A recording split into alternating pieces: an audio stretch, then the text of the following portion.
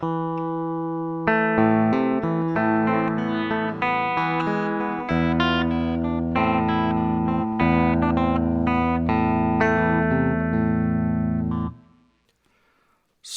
chapter 2. Why do the nations rage, and the peoples plot in vain? The kings of the earth take their stand, and the rulers conspire together against the Lord and his anointed. Let's tear off their chains and throw their ropes off of us. The one enthroned in heaven laughs. The Lord ridicules them. Then he speaks to them in his anger, and terrifies them in his wrath. I have installed my king on Zion, my holy mountain.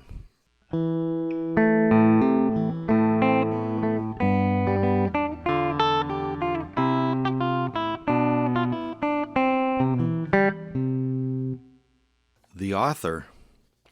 The author was in fact a great poet. He arranged the words as a composer of music would arrange his notes.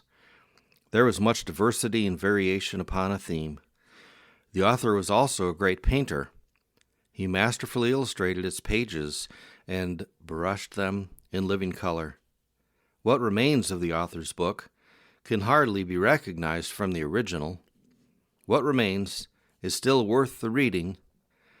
The book's title remains the same: Nature.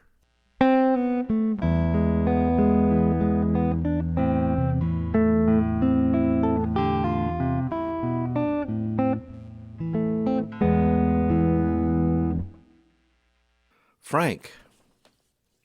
No one in the neighborhood talked much with Frank. The general consensus was that Frank had been born around 100 years too late. Frank had nothing in common with his neighbors to talk about. I think that Frank knew he had been born 100 years too late, but he didn't know what could be done about it now. Frank asked if I would like to ride with him in his Model T Ford to the Skelly gas station. I said that I sure would, but that I must first let my dad know. As we slowly moved along, I asked Frank if he had at one time been a cowboy. Frank smiled as he unbuttoned his shirt pocket.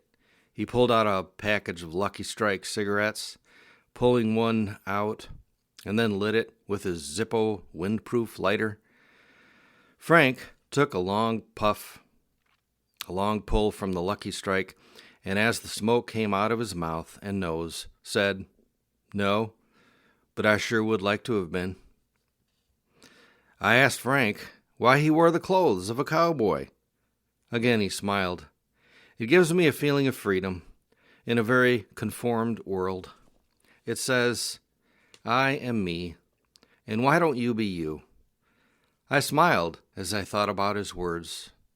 And tonight, some 50 years later, I tip my Stetson hat to you, Frank.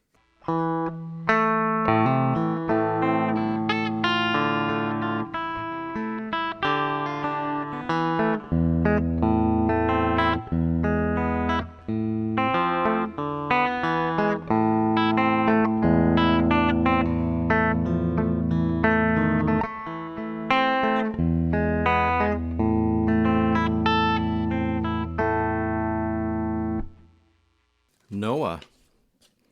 It happened like this. Long ago, on a cold and gray evening at the Creator's campfire, deep in the forest, it dawned upon the Creator that whenever he attempted to speak to the two-legged, they were always busy, making dust and noise. He did not have this problem with four-legged or the winged people. He did not have it with the fishes or the frogs or the snails. He did not have it with the trees or the grasses. It was always and only the two-legged. Noah was sitting upon his log in the forest with his dog. He had his walking stick resting across his lap while staring at the golden maple trees which stood against the dark blue sky. The Creator stood behind a great red oak. The leaves were still mostly green. Many freshly fallen acorns were on the ground at his feet. There was a cool breeze blowing from the west, almost cold. The breeze was blowing the golden leaves from the maple and Noah was watching one in particular as it was dancing up and down in the breeze. Noah thought that the background of a dark blue was like a painting. That would be futile for him or any other two-legged to paint. The leaf twirled and spun around and round until it fell face down into the dust. A tear rolled down the Creator's face. It was true. There was a two-legged he would know as friend. It was November the following year. Noah is high in the frame of fur. It is a gray and cool afternoon, and there is no breeze, and the land is very quiet. Noah and his sons are installing the final pair of rafters when Catan, the hawk, comes to land on top of the frame. And then comes a jogger, running down the dusty road, waving to Noah. Noah smiles and waves back. The end.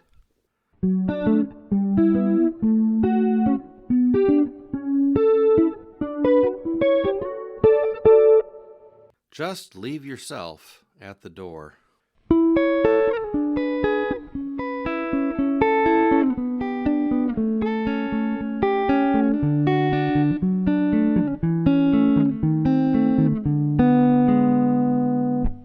You show me your wallet, and I'll show you mine.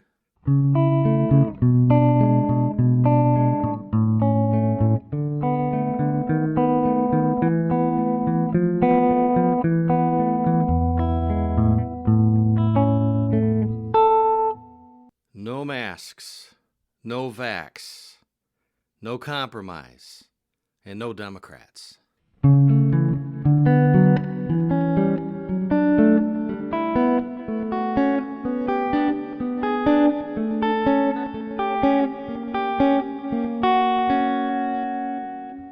Bullshit. Into hell with that.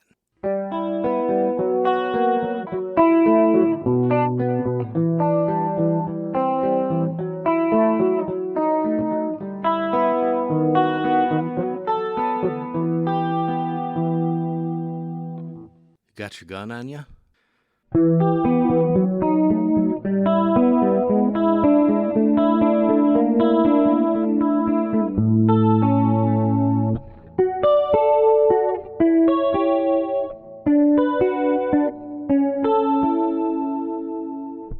You know what they say about those in Plano, Texas.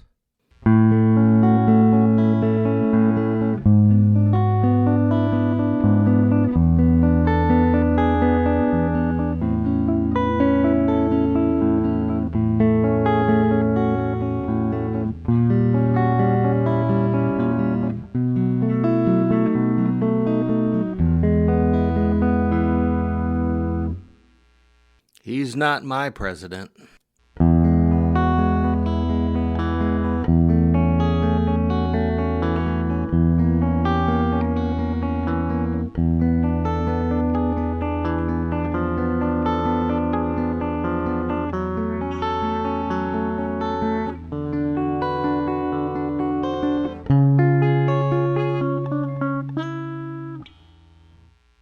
Buddy and I just got back from our walk.